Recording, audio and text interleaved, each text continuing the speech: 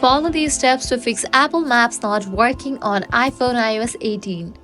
First, check your location services. For that, launch your Settings app. Now scroll down, navigate to the option Privacy and Security. Head over to the option Location Services. Ensure Location Services is turned on. Scroll down to Maps and confirm it's set to while using the app or always. Restart the Maps app. Launch it. Swipe up from the bottom of the screen. Now swipe it off from the screen to close. Then again, reopen the Maps app.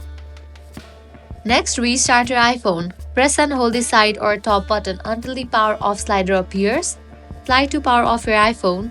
After the device turns off, press and hold the side or top button again until the Apple logo appears. Next, update your iOS. For that, launch your Settings app. Navigate to the option General. Click on Software Update. If you find any updates over here, just update your software to its latest version. Next, reset network settings.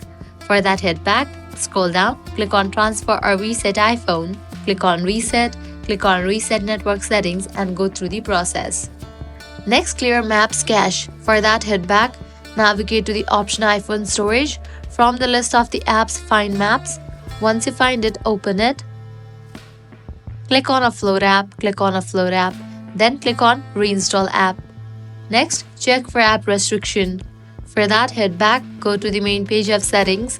Now scroll down, click on the option Screen Time, click on the option Content and Privacy Restriction, click on the option Allowed in Apps, and make sure Map option is enabled.